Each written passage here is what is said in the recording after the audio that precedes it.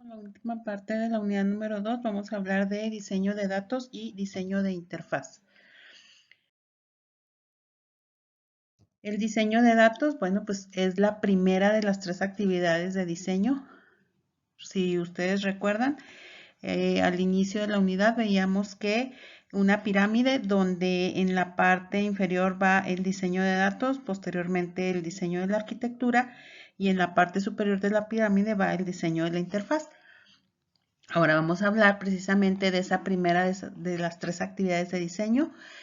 Cuando hablamos de los datos que están bien diseñados, podemos conducir a una mejor estructura del programa, a una modularidad efectiva y a una complejidad procedimental reducida. Entonces, vamos a utilizar ciertos principios para el diseño de datos. Primero, debemos identificar todas las estructuras de datos, colas, pilas, etcétera, y las operaciones que se van a realizar sobre cada una de ellas. Debemos establecer y usar un diccionario de datos para definir el diseño de los datos del programa. El diseño de los datos de bajo nivel deberá realizarse hasta que el diseño sea de forma detallada. Y el lenguaje de programación que utilizaremos deberá soportar la especificación y la realización de tipos abstractos de datos. Ahora, el diagrama de clases, bueno, ustedes ya saben hacer un diagrama de clases. Nada más vamos a mencionar que es uno de los diagramas incluidos en UML, clasificado dentro de los diagramas de estructura y como tal se utiliza para representar los elementos que componen un sistema de información desde un punto de vista estático. El modelo de dominio. Bueno, ¿qué es el modelo de dominio? Este es un diagrama de clases UML que no representa un diseño de software, sino que es un modelo conceptual. Para que el ingeniero de software pueda elaborar un modelo de dominio, deberá de tener o va a necesitar de un experto del dominio. ¿Quién es el experto del dominio? Pues el usuario principal. Entonces, ¿para qué nos sirve el modelo de dominio? Bueno, vamos a identificar y representar conceptos del dominio del problema. Vamos a establecer y entender qué relaciones hay entre los conceptos que ya identificamos. Vamos a identificar qué atributos tiene cada uno de esos conceptos. Vamos a representar entidades de negocio en el modelado de procesos. Vamos a apoyar en el análisis de los requisitos. Vamos a elaborar un diccionario de datos y vamos a elaborar un glosario de términos. Entonces, para todo eso nos va a servir el modelo de dominio. Perdón, me faltó evolucionar hacia un modelo de diseño y modelo de datos. Entonces, aquí tenemos un ejemplo de un modelo de dominio donde vemos que tenemos la clase grupo, la clase docente, la clase curso. ¿Sí? Ahí estamos identificando los conceptos, estamos identificando las relaciones que hacen cada una de esas clases, ¿sí? Y qué atributos tiene cada uno de esos conceptos. Ahora, ¿qué relación tiene con el proceso unificado? Bueno, dentro del proceso unificado, el modelo de dominio del problema se considera un artefacto del modelado del negocio. Entonces, nos vamos a enfocar más en cómo está funcionando el negocio. Y su representación es a través de un diagrama de clases conceptuales en UML, pero ahí no vamos a incluir ni interfaces gráficas, ni bases de datos, ni métodos o responsabilidades. Ahora también eso, recuerden que el modelo de dominio nos lleva a crear un diccionario de datos, ¿verdad? Que se identifica como DDD en español. Y el diccionario de datos, pues es un listado organizado de todos los datos pertinentes al sistema con definiciones precisas y rigurosas para que tanto el usuario como el analista tengan un entendimiento común de todas las entradas, salidas, componentes de almacenes o almacenamiento y cálculos intermedios. Bueno, aquí tenemos un ejemplo de un diccionario de datos, ¿verdad? Donde identificamos los campos, cómo se van a identificar, el tipo, la longitud, la descripción, cuál es la llave y cómo se va a validar. Por ejemplo, el campo año, que es un tipo fecha, que se va a referir a un año de egreso.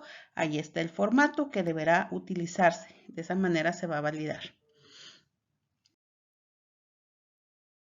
Entonces, el diccionario de datos nos va a definir los datos de la siguiente forma.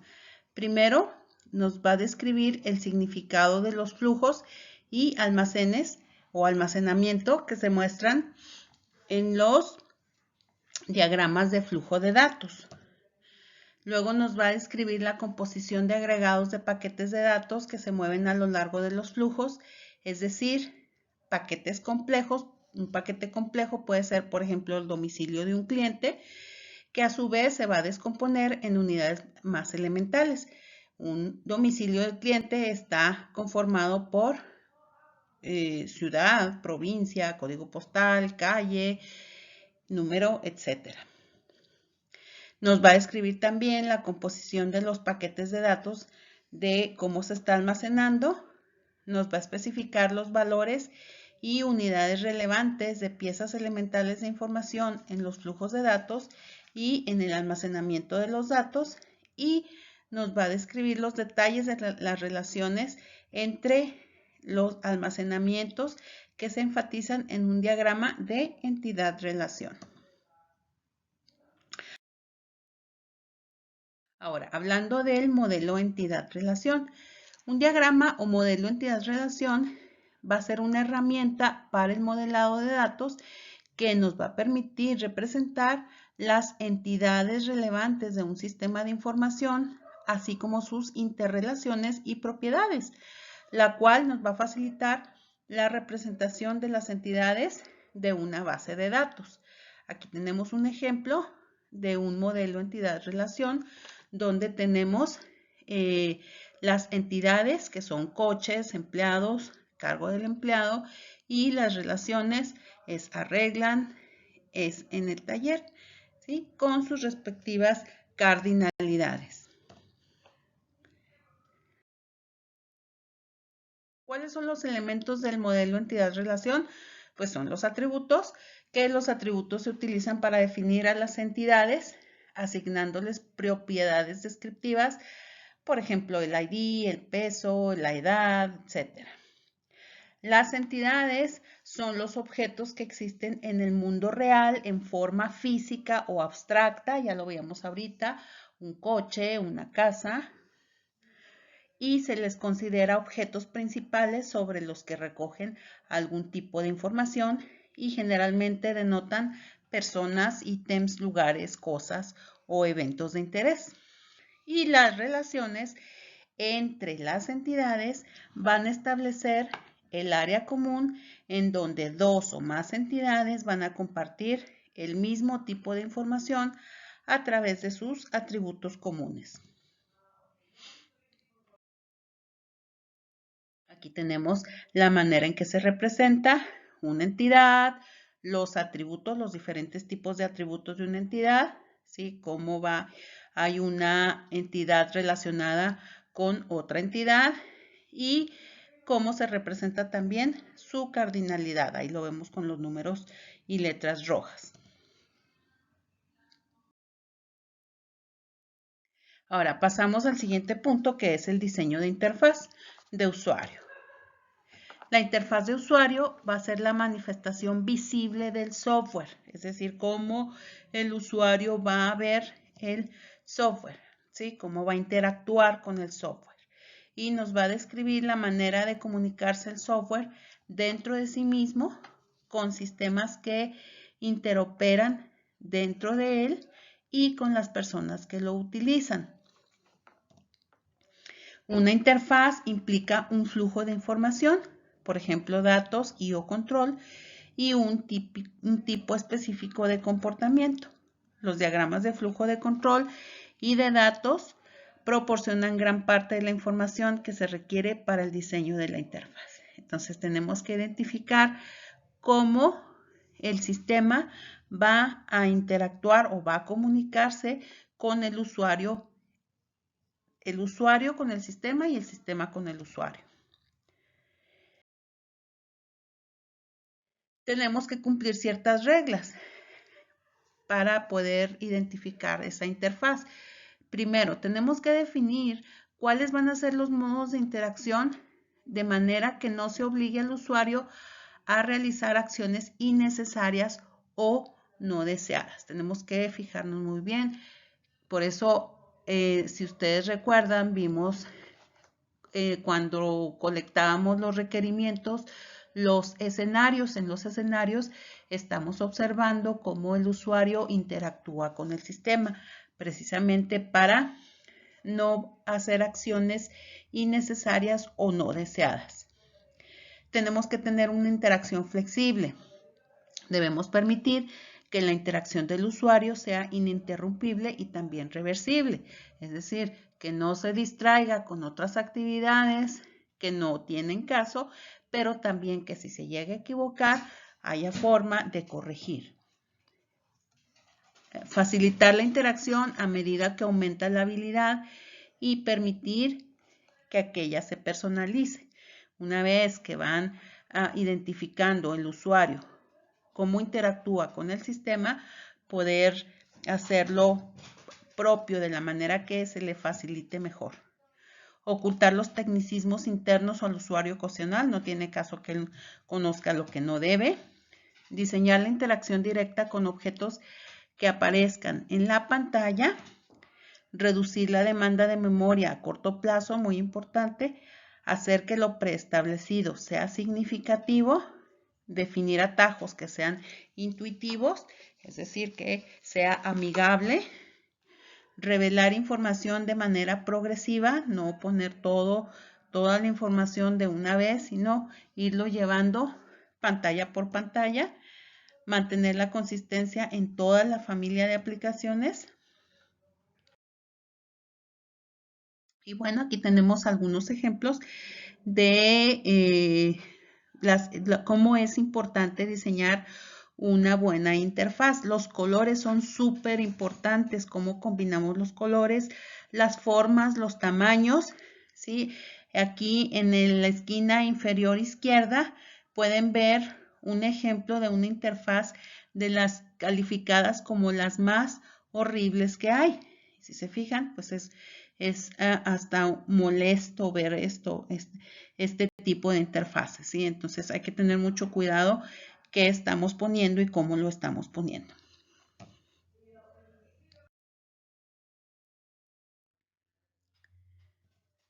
Ahora, el análisis de la interfaz se va a centrar en el perfil de los usuarios que interactuarán con el sistema, ¿sí? ¿Quiénes van a ser los que van a trabajar realmente con el sistema?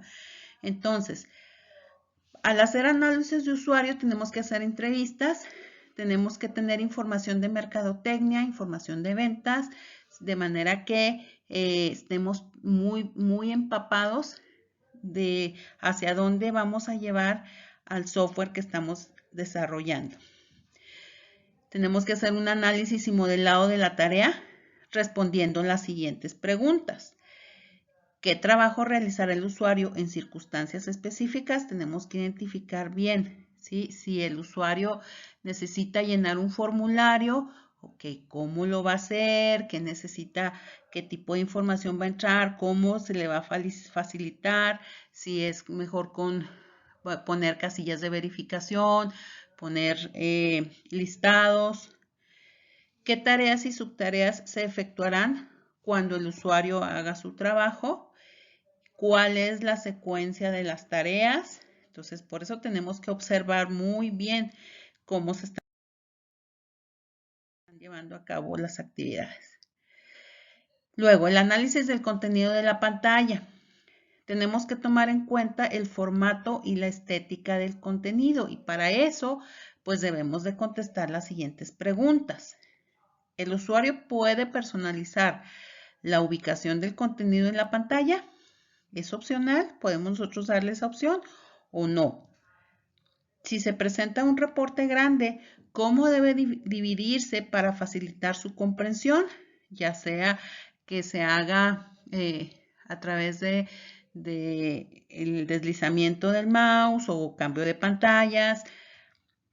Las salidas gráficas estarán a escala para que se ajusten a los bordes del dispositivo de pantalla que se utilice. ¿Cómo se empleará el color para mejorar la comprensión? Por eso les digo, es tan importante los colores, las formas. ¿De qué manera se presentará al usuario los mensajes de error y las advertencias?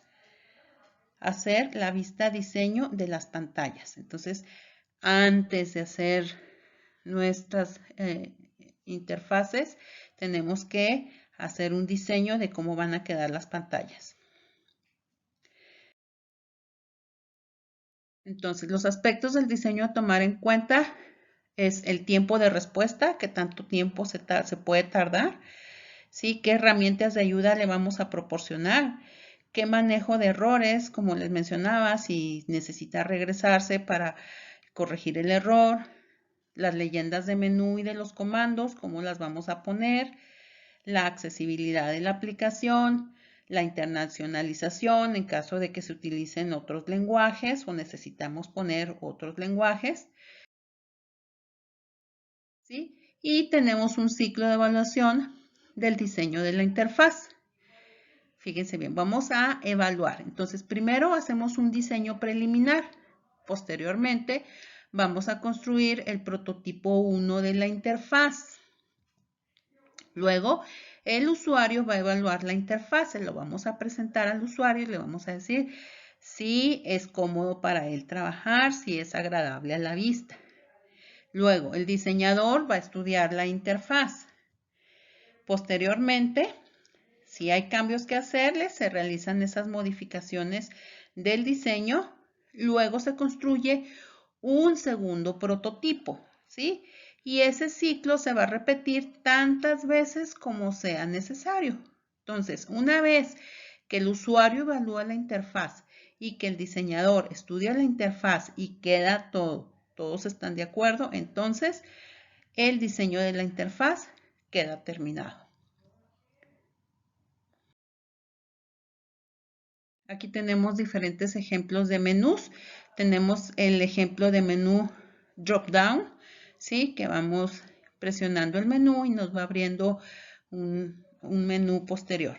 Tenemos el ejemplo de barras de navegación. Tenemos el ejemplo de menú estrecho, donde se expande el botón al seleccionarlo y luego nos va a aparecer una liga. Y tenemos un menú emergente, entonces tenemos diferentes opciones de cómo presentar los menús.